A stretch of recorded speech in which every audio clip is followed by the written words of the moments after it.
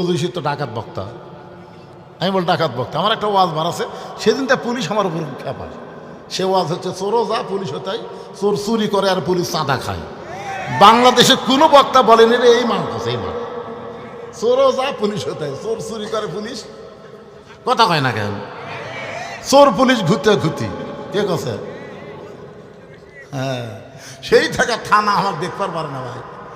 আমাকে একবার বগুড়া জেলার এসপি, উনি এখন অবসরপ্রাপ্ত, বাধ্যতামূলকভাবে সরকার তাকে অবসর দিচ্ছে, নাম হলো মোজাম্মেল হক। নাম শুনছেন? বগুড়া 100 এসপি ছিল। আমাকে বাড়ির থেকে ধরে নিয়ে আসলো, আমাকে বাড়িতে ধরে নিয়ে এসে বলতেছে আপনাকে ক্রস ফায়ার দেওয়ার হুকুম হয়ে গেছে। ক্রস ফায়ার, এসপি আমাকে বলতেছে সন্ত্রাসের মতন ভাষা, যে আপনার ক্রস ফায়ার দেওয়া হবে। আপনি কেমনে বলেন? দুই নেতা কোলাকুলি করলে পেট থেকে বুক থেকে না, মানে নেতার পেটে 10 মাসের বাচ্চা আছে, এ কথা আপনি কেমনি কন? মানে প্রত্যেকটা নেতারা মন খারাপ, পুলিশ মন খারাপ, শেখ হাসিনা ফকুরনি, খালেদা জিয়া ফকুরনি, এরা সবাই মন খারাপ। ধরে কোন কথা ঠিক কি? আয় হায় হায় রে, যার নামাজ নাই তার ঈমান নাই, লা সালাতা লা দীনা, যার নামাজ নাই তার কোনো ধর্মই নাই। আজকে সেই নামাজের ঘর মসজিদ, সেই মসজিদকে কেন্দ্র করে আজকের এই জান্নাতের বাগান লাগছে। এখন আপনাদের কাছে আমার প্রশ্ন হলো, এই নামাজটা নবী পাইছিলেন নবুয়তের 10 বছর বয়সে। ধরে কোন কয় বছর? মনে ভুলে গেলে তো আমার মনে ভুললে হবে না। 10 বছর পাইছে। তারপরে 3 বছর নবী মক্কা ছিলেন, গোপনে গোপনে নামাজ পড়েছেন, কিন্তু নামাজ কায়েম করতে পারেন নাই, আজান দিবার পারেন নাই, জামাত করে পড়তে পারেন নাই। গোপনে গোপনে নামাজ পড়েছেন, কিন্তু প্রকাশ্যে নামাজ পড়তে পারেন নাই। নবী বলেন, আল্লাহ আপনি যত জায়গায় নামাজের কথা বলেছেন, প্রত্যেক জায়গায় বলেছেন আকিমুস সালাত, নামাজ কায়েম করো, কিন্তু আমরা যেইভাবে করতেছি এইটা তো নামাজ কায়েম হচ্ছে না। এইটা হলো নামাজ পড়া বাংলাদেশের মতন। কোন দেশের মতন? নামাজ পড়া বাপ পড়ে, বেটা পড়ে না, দাদা পড়ে, লাঠি পড়ে না, যখন হয় চামড়া ঢিল, আল্লাহর সাথে দেয় মিল। জুয়ান বয়সে নামাজ পড়ে নাই, বুড়া বয়সে সিয়াল্লা মসজিদত গেছে, আছে না নাই? ওর খতিয়ান খুলে দেখবেন, খতিয়ান একটা খতিয়ান আছে না নাই? খতিয়ান খুলে দেখবেন, ওই সারা জুয়ান বয়সে অন্যায় অপকর্ম করছে, বুড়া বয়সে শয়তানক বলতেছে, কেরে পাগলা তুই যে বুড়া হলো, তোর চামড়া ঢিল হলো, যারা নামাজ পড়তেছে এরকে নামাজ নষ্ট করা লাগবে না। সিয়ার নিয়ে যারা মসজিদে যায়, এরা কিন্তু নামাজে না, এরা শয়তানের এক ভাই, শয়তানের এক ভাই। কারণ মসজিদে নামাজ পড়ার জন্য না, মসজিদ হলো জামাত করার জন্য। জোরে করার কথা ঠিক না? আর জামাত করবার গেলে কাতার সোজা করা লাগবে। কাতার সোজা না করে কেউ নামাজ পড়লে সওয়াব পাবেন, কিন্তু জামাতের 27 গুণ সওয়াব পাবেন না। 27 গুণ সওয়াব পাবার গেলে পায়ের গোড়ালির সঙ্গে গোড়ালি মিল করে কাতার সোজা করে দাঁড়াতে হবে। এখন যেই বেটা সিয়ারি লেগেছে, ওই যেই কাতারত আছে, ওই কাতারের লোকেরা নামাজের সওয়াব পাবে, কিন্তু জামাতের সওয়াব পাবে না। এখন চিন্তা করে দেখেন, যেই কাতারে সিয়ার আছে সেই কাতারের লোকের নামাজ হবে, কিন্তু জামাতের সওয়াব কথা কয় না একেবারে, জামাতের সওয়াব। কারণ জামাত করতে গেলে পায়ের গোড়ালির সঙ্গে গোড়ালি মিল করে দাঁড়াতে হবে, কিন্তু যেই বেটা সিয়ারি বসছে ওর পায়ের গোড়ালি গুটি। এই জন্য আপনাকে দুইজন সুস্থ মানুষ ওর সিয়ার ধরবেন, ওই তো উঠবার চাবি না, আপনার দুইজন সিয়ার ধরে বলবেন, ভাই তোর জন্য আমরা সব কমতি নেবো না, বড় কষ্ট করে জামাত পড়বে রাখছি, তুই পিছনে তো শান করে রাখলে 2 নম্বর কাতারে থাকবে। 2 নম্বর কাতার লোক করে এর জন্য তো আমাকে সব কমবে। ও আবার ধরে 3 নম্বর কাতারে, 3 নম্বর কাতারে, না না না না, এই তো আমাকে কাতার থাকলে হবে না। শেষ পর্যন্ত দেখা যাবে সিয়ার পার্টি বারান্দাত গেছে। ধরে কার কথা ঠিক না? হ্যাঁ, খোঁজলা দেখেন, যেই শ্যালো মেশিন চালু করে না, বছর অন্তর চালু করে, ওটা চালু করবার গেলে ঠেকা আছে, ঠেলা আছে না নাই? হয় না, কারণ বল বিয়ারিং সব জাম মারছে। যে বল বিয়ারিং জাম মারলে চালু হবে? ওই সারা জীবন নামাজ না পড়ার কারণে আর হাঁটুর বিয়ারিং, কোমরের বিয়ারিং সব জাম মারছে, এখনো রুকু সেটা করবার পারে না, সিয়ারিলে নামাজ পড়ে। আর কোনো ব্যক্তি যদি যৌবনকালে নামাজ পড়ে, বুড়া বয়সে যদি চিয়ারি নামাজ পড়া লাগে, লা ইউকাল্লিফুল্লাহু নাফসান ইল্লা উসআহা, আল্লাহ কোরআনে বলেছেন, বাংলাদেশে সরকারি চাকরি তারা করে, বুড়া বয়সে চাকরি করবার না পারলে সরকার যেমন তাকে পেনশনে বেতন দেয়, যৌবন বয়সে যারা নামাজ ধরেছে, বুড়া বয়সে যদি ঠিকমতো জামাত পড়বার না পারে, যেখানেই তারা নামাজ পড়বে আল্লাহ পেনশনের সওয়াব তার আমল নামায় দিয়ে দিবে। হজ, যাকাত, রোজা, এইগুলা কিন্তু বয়সের কথা বলা হয়নি। বুঝছেন? সামর্থ্য আসলে হজ করবেন, রোজা থাকবার পারলে রোজা করবেন, যাকাত সম্পদ বেশি হলে শতকরা 2.5 টাকা যাকাত দেবেন। কিন্তু নামাজের ব্যাপারে কোনো ছাড় নাই। 6 বছর থেকে তালিম দাও, 10 বছর থেকে জোর করে নামাজ ধরাও। জোরে করার কথা ঠিক কিনা? তাহলে নামাজের বয়স কয় বছর থেকে? 10 বছর। জোরে বলেন কয় বছর? 10 বছর থেকে 60 বছর, 50 বছর কেউ যদি জামাতে নামাজ পড়ে, বুড়া বয়সে যদি আর মসজিদে জামাত পড়বার না পারে, আল্লাহ তুমি যেখানেই পড়ো তাকে পুরাপুরি সওয়াব দিয়া দিবে। এখন আসেন যেটা বলতেছিলাম, নামাজ কায়েম করবার গেলে আল্লাহ নবীর মতন ইমাম, আবু জেহেলের মতন নেতা থাকলে হবে না। যিনি ইমাম তিনি নেতা হওয়া লাগবে। এমন একজন নেতা হওয়া লাগবে যেই নেতা কোনোদিন যদি মসজিদে ইমাম না আসে, প্রয়োজন হলে তাকে ইমামতি করা লাগবে। যদি একদিন ইমাম সাহেব আসেনি, নেতা সাহেব, চেয়ারম্যান সাহেব মসজিদে বসে আছে, তোর মুসল্লি বলবে, চেয়ারম্যান সাহেব আজকে আপনি খুতবা দেন। কত লোক বলতেছে চেয়ারম্যানের দাঁড়িয়ে নাই, কি খুতবা দিবে? আপনারা জানেন নেতা কাকে হয়? আল্লাহর কোরআন দিয়ে যখন রাষ্ট্র চলবে, নেতা হযরত ওমর মসজিদের মেম্বারে দাঁড়িয়ে খুতবা দিচ্ছেন। বাংলাদেশের মতন 96টা দেশের খলিফা হযরত ওমর মসজিদের মেম্বারে দাঁড়িয়ে খুতবা দিচ্ছেন। সুবহানাল্লাহ বলেন। কি সুন্দর খুতবা! মাঝখান থেকে একজন দাঁড়ায় গেছে, ইয়া আমিরুল মুমিনিন, আপনার খুতবা শুনবো না। ওমর ফারুক বলেন, আমার অপরাধ কি? বলে, আপনার অপরাধ হলো আমাদেরকে খাটো পাঞ্জাবি দিয়ে আপনি লম্বা জুব্বা পরে খুতবা দিচ্ছেন। ওমর ফারুকের চোখ দিয়ে পানি পড়তেছে আর মুখটা মুচকি মুচকি হাসতেছে। সুবহানাল্লাহ বলেন। মুচকি মুচকি হাসার কারণ হলো, জনগণ যখন নেতাকে লোকমা দিবার পারবে, তখন নেতা ইচ্ছা মতো চলতে পারবে না, আল্লাহর হুকুম মোতাবেক চলা লাগবে। জোরে কোন কথা ঠিক কি না? আর এই লোকমা শুরু হবে মসজিদের ভিতর থেকে। আপনারা বলেন তো, 4 রাকাত নামাজ আসরের, যদি ইমাম সাহেব title pass, double title pass, দাওরা পাস, সেই ইমাম যদি 3 রাকাত বসে, আসরের নামাজের 4 রাকাতে কয়বার বসা লাগবে? 2 বার। 2 রাকাতে একবার, 4 রাকাতে একবার। কিন্তু ইমাম সাহেব 3 রাকাতে বসে গেছে। একটা মুসল্লিরও খেয়াল নাই, মনে করতেছি ইমাম এত দামি ইমাম, ঠিকই পড়াচ্ছে, কিন্তু অটো ভ্যানালা, ওই আবার নামাজের খেয়াল আছে। ওই কে রেখে 2 রাকাতে বসলো, আমার 3 রাকাতে আল্লাহু আকবার। ইমাম মনে মনে কয়, তুই তো ব্যর্থ না খাস, তুই যতই লোক মাতে 41 সালের আগে এমন উঠবো না। এই মনে করে যদি ইমাম বসা থাকে, আপনার বলেন তো মসজিদের মুসল্লি কার পক্ষে যাবে? ইমামের পক্ষে না ভ্যানালার পক্ষে? কেন? কারণ মসজিদ আল্লাহর ঘর, আল্লাহর ঘরের মধ্যে ইচ্ছা মতো নেতৃত্ব চলবে না, আল্লাহর হুকুম নবীর তরিকা মোতাবেক নেতৃত্ব দেওয়া লাগবে। ওমর ফারুক খুশি হওয়ার কারণ হলো, ওদের জুব্বা খাটো, পাঞ্জাবি খাটো, আমার লম্বা দেখে ওরা খুতবা লোকমা দিয়েছে। এই খুশি হওয়ার কারণ হলো, যতদিন মুসলমানের লোকমা থাকবে, ততদিন মুসলমান এরিয়ার মধ্যে কোনো নেতা দুর্নীতি করতে পারবে না। পারবে? পারবে না। ওমর ফারুক লক্ষ্য করে দেখে, যে বেটা লোকমা দিছে, যে আপনার খুতবা শুনবো না, শুধু উই একলা না, সমস্ত মুসল্লিরা মাথা নিচু করে বসে আছে। এমন সময় আব্দুল্লাহ ইবনে ওমর, ওমর ফারুকের সন্তান, বাবার পাশে দাঁড়ায় বলতেছে, রে নবীর সাহাবীরা, তোমরা খাটো পাঞ্জাবি হলেও নতুন পোশাক পরে আজকে নামাজ পড়তে আইছো, আমার পরনে তাকায় দেখো, আমার পরনে কিন্তু নতুন কাপড় নাই। ওসমান গনি বলে, আব্দুল্লাহ, আজকে জুমার দিনে সবাই নতুন কাপড় পরলো, আর তুমি কেন নতুন কাপড় পরলা না? আব্দুল্লাহ বলতেছে, আমি যদি আজকে নতুন কাপড় পরতাম, তাহলে আমার বাবার জুব্বা লম্বা হতো না। যেই বলেছে আজকে যদি আমি নতুন পোশাক পরতাম, তাহলে আমার বাবার জুব্বা লম্বা হতো না। রে নবীর সাহাবীরা, তোমরা তো জানো না, যেদিন থেকে আমার বাবা মদিনার খেলাফতের দায়িত্ব পাইছে, সেদিন থেকে সবাই আরামে ঘুম পাড়ে, কিন্তু আমার বাবার চোখের ঘুম না।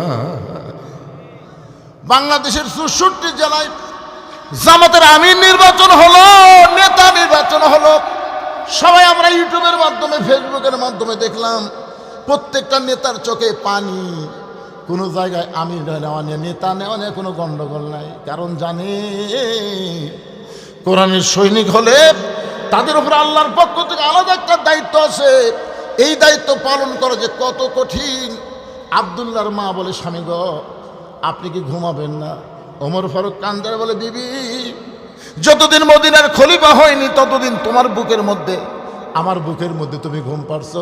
হুন্না লিবাসুল্লাকুম ওয়া আনতুম লিবাসুল্লাহুন্না। বিবি রে, এখন খেলাফতের দায়িত্ব পাওয়ার পরে ফোরাতের কুলে যদি একটা কুত্তা না খায় মারা যায়, আল্লাহ হাসরের ময়দানে ওমরকে ছাড়বে না। আব্দুল্লাহ কান্দের পরে নবীর সাহাবীরা, শোনো, বহুদিন আমার মাকে দেখেছি গভীর রাত্রে দরজায় দাঁড়িয়ে থাকতে।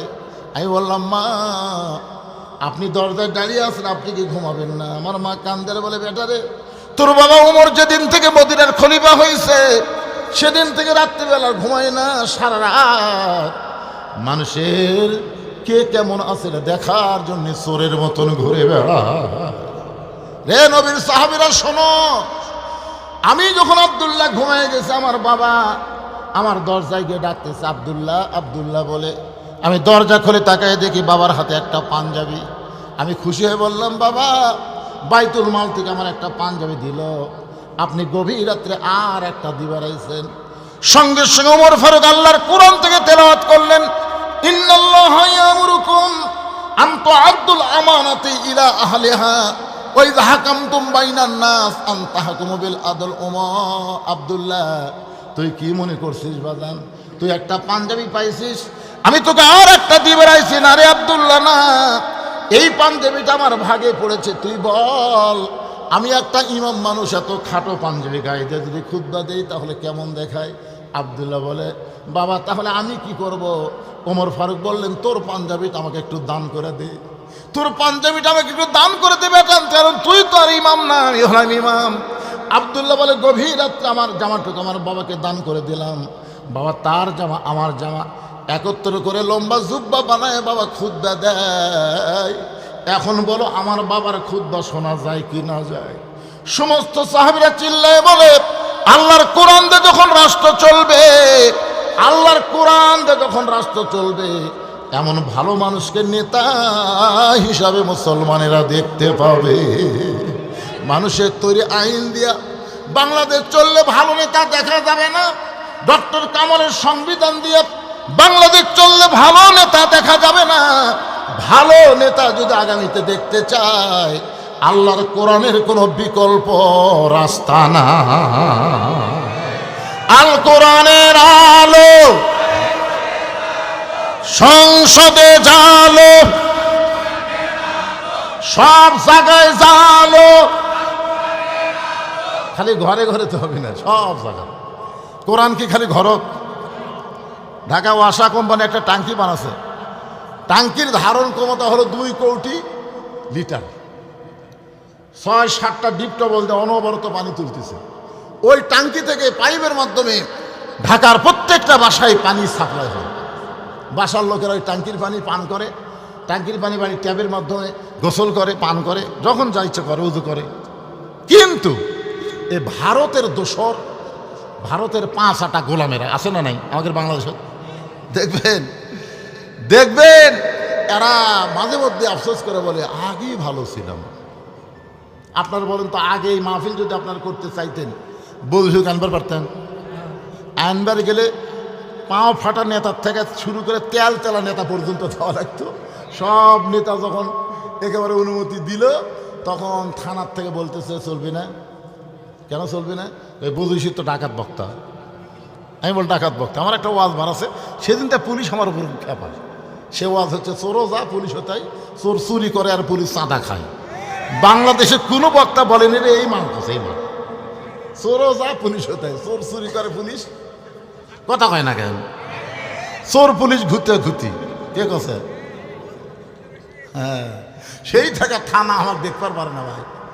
আমাকে একবার বগুড়া জেলার এসপি, উনি এখন অবসরপ্রাপ্ত, বাধ্যতামূলকভাবে সরকার থেকে অবসর দিচ্ছে, নাম হলো মোজাম্মেল হক। নাম শুনছেন? বগুড়া একসময় এসপি ছিল। আমাকে বাড়ির থেকে ধরে নিয়ে আসলো, আমাকে বাড়িতে ধরে নিয়ে এসে বলতেছে, আপনাকে ক্রস ফায়ার দেওয়ার হুকুম হয়ে গেছে। ক্রস ফায়ার এসপি আমার বলতেছে সন্ত্রাসের মতন ভাষা, যে আপনার ক্রস ফায়ার দেওয়া হবে। আপনি কেমনে বলেন দুই নেতা কোলাকুলি করলে পেট থেকে বুক থেকে না, মানে নেতার পেটে 10 মাসের বাচ্চা আছে, এ কথা আপনি কেমনি করেন? মানে প্রত্যেকটা নেতারা মন খারাপ, পুলিশ মন খারাপ, শেখ হাসিনা ফকুরনি, খালেদা জিয়া ফকুরনি, এরা সবাই মন খারাপ। ধরে কোন কথা ঠিক কি? হায় হায় হায় রে। এগুলো বলার পেছনে কারণ হলো, একটু মনোযোগ দিবেন। ওই ওয়াসা কোম্পানির ট্যাঙ্কি থেকে পানি প্রত্যেকটা বাসায় সাপ্লাই হয় পাইপের মাধ্যমে, কিন্তু দেশীয় শত্রু আর ভারতের দালাল আছে না নাই?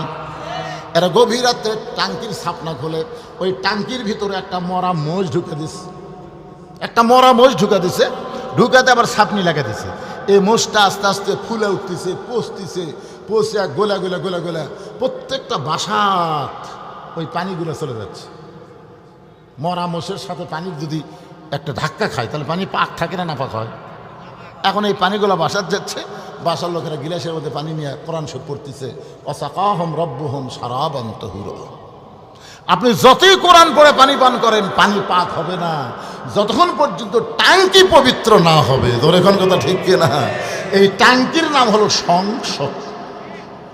আগামী ইলেকশনে আমরা 300টা ভালো মানুষ ওই সংসদ পাঠাবো, যারা কোরআন শরীফ বুকেলে সাইদি হুজুরের মতন আদালতে যায়। সাইদি হুজুর যতবার আদালতে গেছে কোরআন শরীফ আছে না নাই? ধরে কেন আছে না নাই? হ্যাঁ, এইরকম 300 ভালো মানুষকে আমরা সংসদে পাঠাবার চাই। কোনো চোর, বাটপার, দুর্নীতিবাজ, এই মমতাজের মতন পাগলি, মাহিয়া মাহির মতন জোকা, ফেরদৌসের মতন নায়ক, এই শালারা যেন সামনে চান্স না পায়। ধরে কোন কথা বলেন না কেন?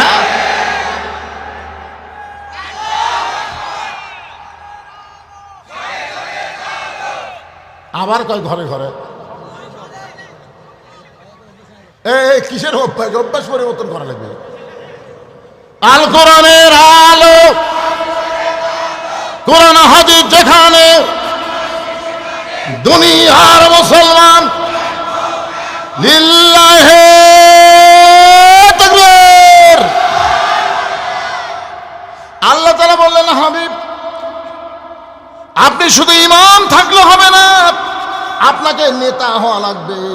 যতক্ষণ পর্যন্ত আপনি নেতা না হবেন ততক্ষণ পর্যন্ত নামাজ কায়েম হবে না।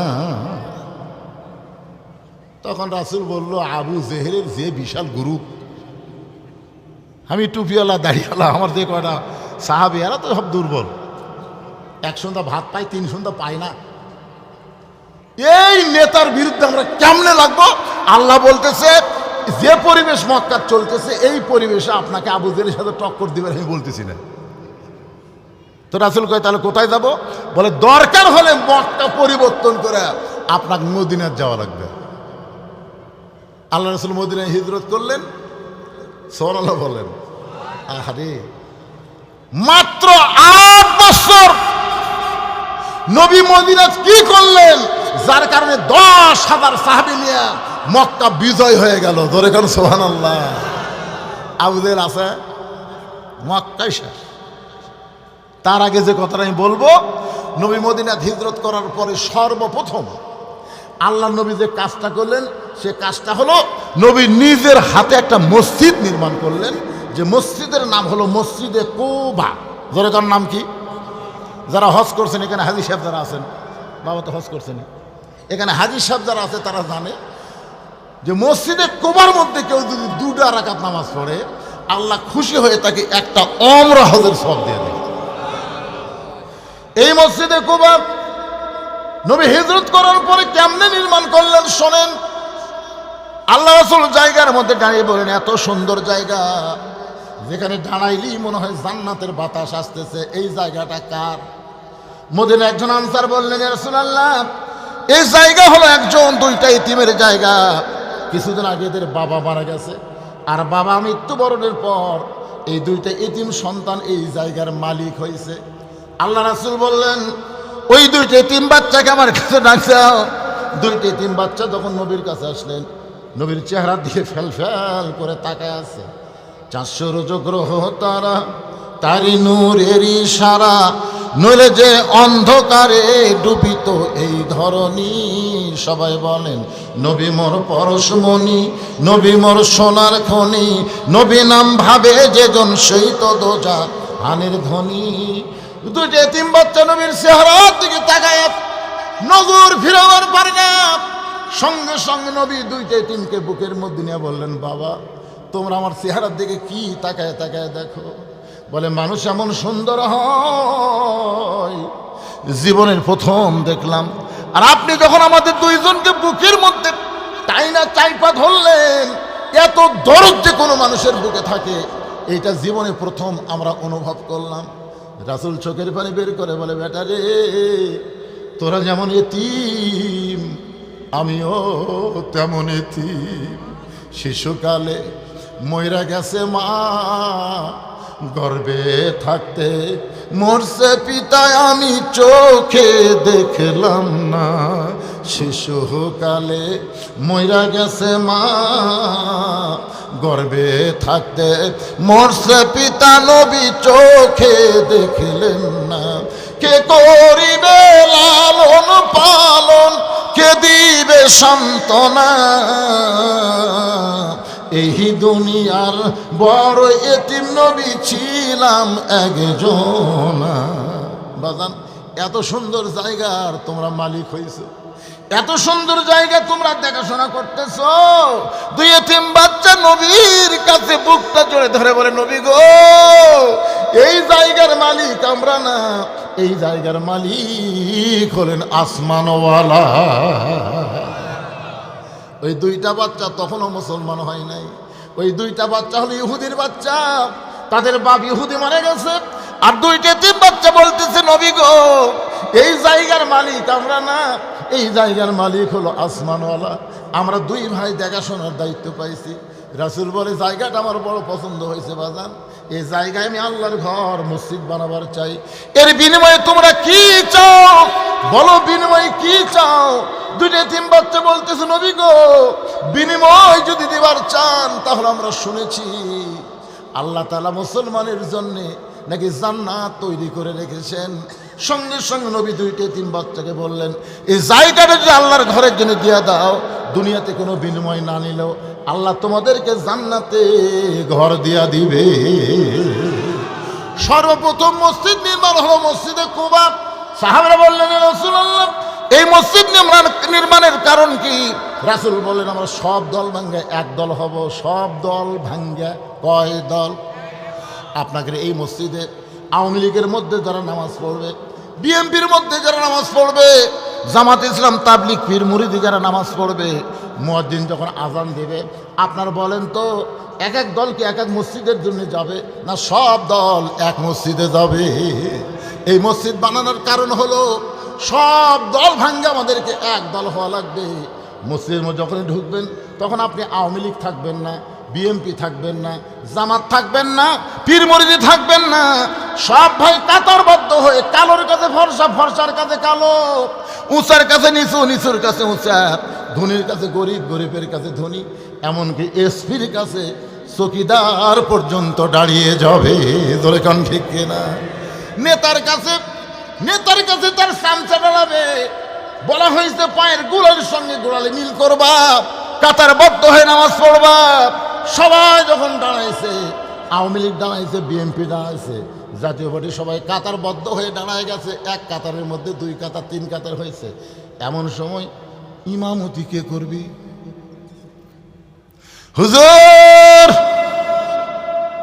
একটা হুজুর নাই। একজন বলতেছে, হুজুর না থাকলে কি হবে? ইসলামী দলের একজন আছে। কোন দল? কথা কন না কেন? কোন দল? কয় নম্বর কাতারত? কয় 4 নম্বরত। আমি বুঝানোর জন্য বলতেছি, এখন আপনারা বলেন তো, ইসলামী দলের যে লোকটা 4 নম্বর কাতার আছে, সে যদি নামাজ পড়াবার পরে তাকে আপনার 4 নম্বরে রাখবেন না সামনে দিবেন? সামনে না 4 নম্বরে? তার মানে বোঝা গেল এলেম যার আছে, কোরআন যার আছে, আল্লাহর সঙ্গে যার সম্পর্ক আছে, সেই মানুষটাকে আর কাতারের মধ্যে রাখবেন না, তাকে আপনারা সামনে দিবেন। এখন যদি আগামীতে বাংলাদেশ আপনারা চালাবার চান, তাহলে বাংলাদেশ চালাইতে গিয়ে কাকে আপনারা সামনে দিবেন? চিন্তা ভাবনা করার দরকার আছে না নাই? মসজিদের মধ্যে যদি জামাতপন্থী একটা লোক ইমাম হয়, আপনি নিয়ত করার সময় কি বলেন? একতে দায়িত্ব বিহাদাল ইমাম কন না রাজাকার কন? এ কথা কন না কেন? ইমাম কোন, তার মানে বোঝা গেল মসজিদের মধ্যে আপনারা ইমাম মানবেন, সমাজের মধ্যে নেতা মানবেন না। এইটা কিন্তু নামাজের শিক্ষা না। নামাজের শিক্ষা হলো মসজিদের নেতাও যিনি, সমাজের নেতাও হবেন তিনি। ধরে কোন ঠিক কিনা? এইটাই কিন্তু নামাজের গুরুত্ব ভাইজান। এই নামাজ কিন্তু সব মানুষকে এক কাতারের মধ্যে নিয়ে আসে। এই কারণে নামাজ কায়েমের কথা বলা হয়েছে। নামাজ পড়লে মানুষ মুনাফিক হবে। জামাতবদ্ধ একা একা যদি কেউ নামাজ পড়ে সেই ব্যক্তি মুনাফিক হবে। একটা মুনাফিকের সিমটম আপনাদের কাছে বলতেছি। বহুদিন বউকে বউ বলেছে, ভিক্ষা যদি করবার চান বাদশাহ শাহজাহানের কাছে যান। বাদশাহ শাহজাহানের কাছে গিয়ে কান্দা কান্দা করবেন, এমন ভিক্ষা দিবে আর কোনোদিন ভিক্ষা করা লাগবে না। এখন বইয়ের বুদ্ধি শুনে ফকির চলে গেছে বাদশাহ শাহজাহানের রাজ দরবারে। একজন মন্ত্রীকে বলতেছে, বাদশাহ কোথায়? বলে, বাদশাহ ওই ঘরের মধ্যে ঢুকছে। ফকির ঘরের মধ্যে দিয়ে দেখে ঘরের দরজা বন্ধ, একটা জানালার পাল্লা খোলা আছে।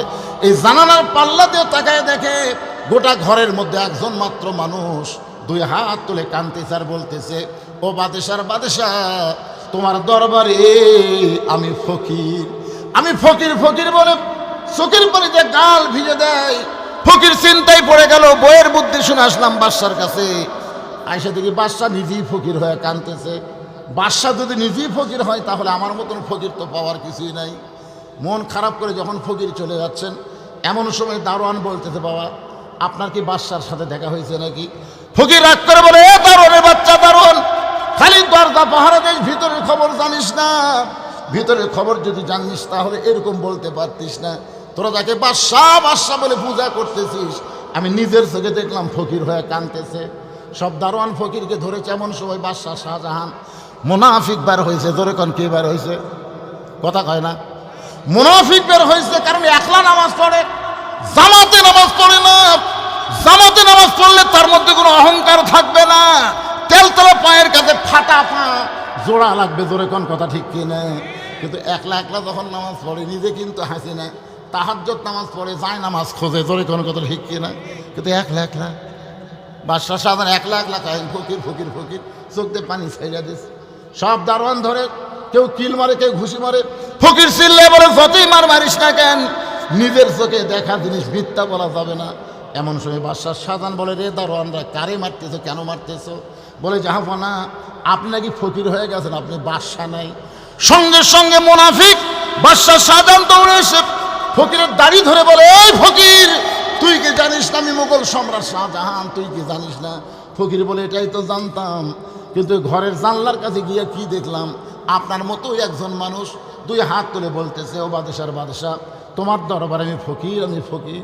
সঙ্গে সঙ্গে বাদশাহ শাহজাহান নিজের গালে নিজের স্বর দিয়ে বলে, আমি মুনাফিক, আমি মুনাফিক। আমি আল্লাহর ঘরে যতক্ষণ ফকির সাজি ততক্ষণ, আর আল্লাহর ঘর থেকে বের হলেই আমি বাদশাহ হয়ে যাই। আল্লাহর ঘরে ফকির হবে, নিজের ঘরে বাদশাহ হবে। এরা মুসলমান না, এরা হলো মুনাফিক। জোরে বলেন ঠিক কিনা? বলতেছে আমি মুনাফিক, আল্লাহর ঘরে যতক্ষণ ফকির সাজি, ফকির হই না, সাজি। কি মসজিদে যখন যাবেন তখন এক রূপ, মসজিদ থেকে বার হবেন আর এক রূপ। এটা হলো চলবে না।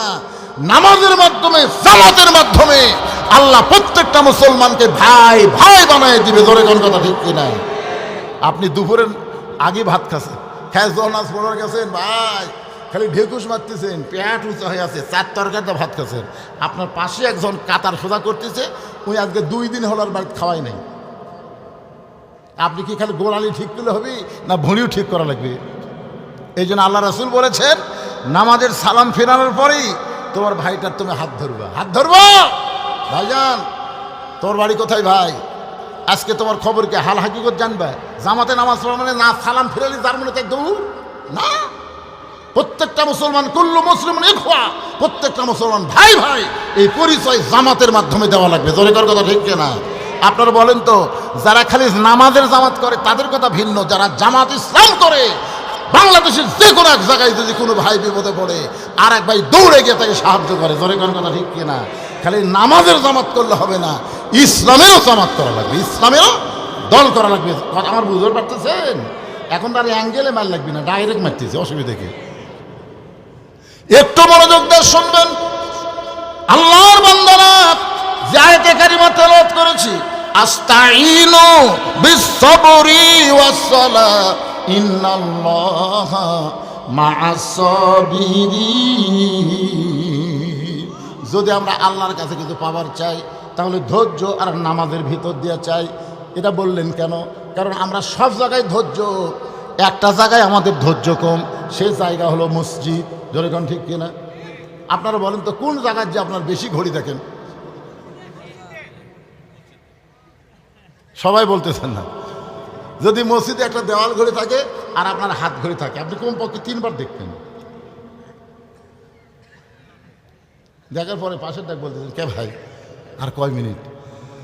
বলছে এখনো 3 মিনিট আছে ভাই। হামনে আস ফেলে বলতেছে এখনো 3 মিনিট ভাই। তখন বলতেছে আজ ঘড়ি লড়তেছে না ভাই। আল্লাহ বলতেছেন বিস-সাবরি ওয়াস-সালাহ। পাগলা, নামাজের মধ্যে গিয়ে ধৈর্য যদি না থাকে তোর নামাজই হবে না, আমার কাছে চাও হবে না। আর সালাম ফিরানোর সাথে সাথে, সালাম ফিরাছে কি, সালাম ফিরানোর সাথে সাথে আপনি মোনাজাত করবার হুকুম কে দিচ্ছে আপনাকে? বিস-সাবরি ওয়াস-সালাহ। যদি আল্লাহর কাছে কিছু পাওয়ার চান, ধৈর্য আর নামাজের মাধ্যমে চাইতে হবে। দোয়া দরুদ পড়তে হবে কমপক্ষে 2 থেকে 3 মিনিট। রাসূল দোয়া দরুদ পড়েছেন, সালাম ফেরানোর পর দোয়া দরুদ পড়েছেন। সম্মিলিত মোনাজাত গুরুত্ব না, দোয়া দরুদ পড়া হলো গুরুত্ব। ধরে কোন কথা ঠিক কিনা? এই আপনারা বলেন তো, কোনো ফকির যদি এইরকম করে বাড়ি বাড়ি ভিক্ষা করে, ওই সারাদিন অন্তর কয় সার চাউল পাবে? মা সাথে ভিক্ষা দাও কেন? মা সাথে ভিক্ষা দাও কেন? কোন মা সাথে থেকে ভিক্ষা নিয়ে ফকিরই নাই। আর এক দরজার কাছে মা সাথে ভিক্ষা দাও কেন? ওই ভিক্ষা পাবি, ওই সারা জীবন ভিক্ষা করবি কিন্তু পাবি না। আজকে আমরা যে মোনাজাত করতেছি আল্লাহর কাছে, এটা আমরাও পাবো না। আল্লাহ ফেরেশতাকে বল লাইন ধরছে দিবি, ইতিমধ্যে আল্লাহ শেষ। কি আস্তাইনু বিস-সাবরি ওয়াস-সালাহ। আল্লাহর ঘর মসজিদের উন্নতি কল্পে মাহফিল, মসজিদ নির্মাণের জন্যে আমি যার কাছে টাকা চাইলাম সে বলে আমরা আগেই দিছি। ব্যাগের টাকা কি আপনার ঠিক মতো দিচ্ছেন? জি।